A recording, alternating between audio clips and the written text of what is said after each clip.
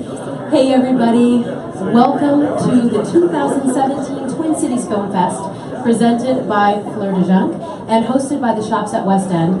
Tonight we are going to see a very special movie. A lot of people are talking about it. It's called Cold November.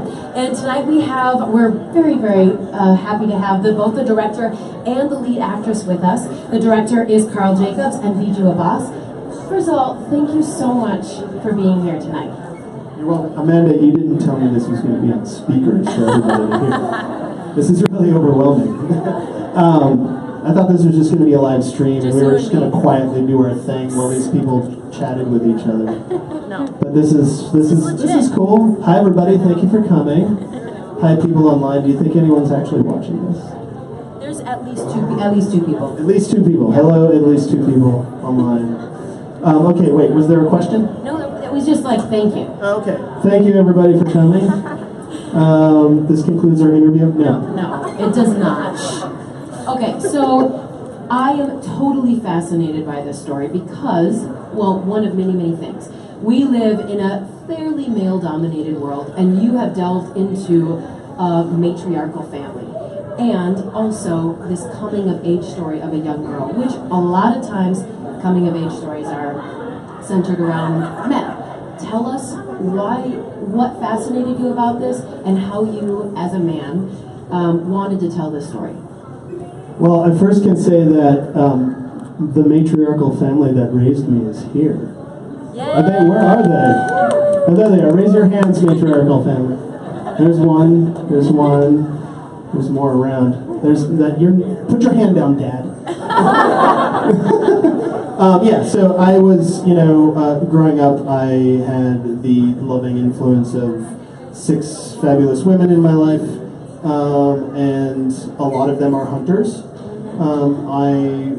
I went through the experience of killing a deer for the first time when I was 11 years old, and wanted to tell a story that was sort of a combination of my story and my mom's story. And there's a lot of influence from my own family, but it is a work of fiction.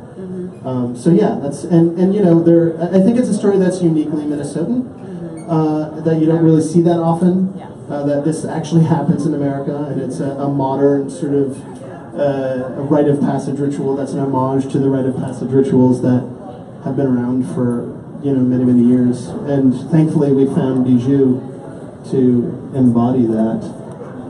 How did you feel, Bijou, about embodying that? I mean, I couldn't have done it without the help of Bijou, because I never was a young woman. No, so that's what Bijou brought to the table. I thought it was interesting and very different and new, and it was a very big learning experience because I don't have much experience with anything like this at all. So it was interesting, it was new, and it was pretty empowering in the end, especially in the end. Which was technically on day 4. The end, right? Well, the end of the movie. In some ways. Okay, so tell us where you shot the film, and was it about a year ago that you shot it, or how long ago was it? It was actually 2 years ago this week. Wow. Yeah, so this is, can you fix my I thought that was situation? Like your cool vibe. That was kind of cool, right? Yeah, it was very cool. I don't know, my matriarchal family was telling me that there was a problem. It was exactly 2 years ago, so we're premiering this exactly 2 years from the shoot week. But it's October. Yeah, we started shooting in October, didn't we? Wait, yes we did. Yeah, we did. There's pictures to prove it. Yeah, no, I remember going out with my grandma for Halloween. I took my grandma trick-or-treating. Wow. Just because I was around for the holiday.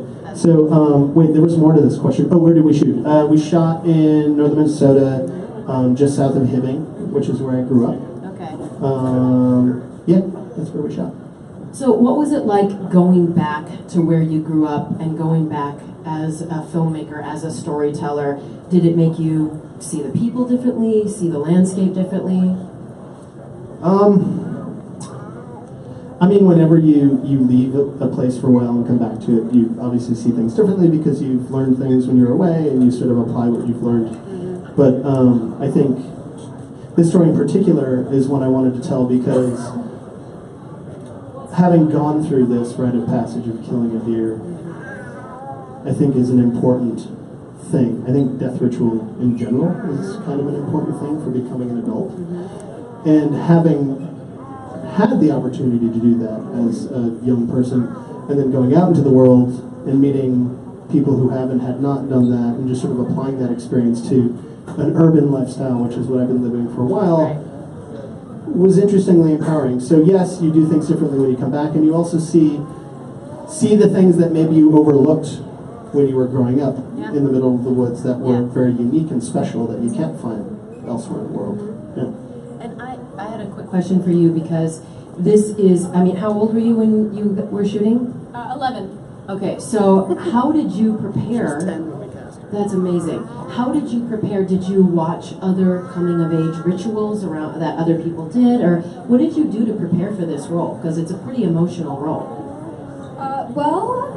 We spent basically 8 months preparing, and before I very first auditioned, I did do a little tiny bit of research on like deer hunting, but then not that much. And then when I actually got the role, that was when I really started my hardcore like training. I got the gun safety card. I went through all that training. I learned how to gut a deer. Wow. I learned all about the hunting rituals and all that stuff. You learned the theory. I learned the theory. Right. Theory. It wasn't really applied until you started shooting. And then the fourth day was when it really happened. And I guess I was kind of ready, but not as much as I thought I was. But it definitely all paid off, at least at some point in the movie. So, yeah. Thank you. So, this film is about transition. What did you learn as a storyteller as you went into the mind of this young girl and told this story? How did it change you? I don't know that there's anything. That's a big question. Well, it's a cool question. I mean, whenever you make anything, you learn, and every time you make another project, you learn and you grow as an artist. I learned how to work with children and animals, which are the two things they tell you never to do when you make a movie, and we did both of them. We had live animals, dead animals, and live children in this movie. Also dead children, technically. Oh, don't spoil it. No, I mean, it's not necessarily a spoiler because it's not. True. Never mind, I'll stop talking. True. No, it's a good comment. It's a good comment. I mean, it is, it's,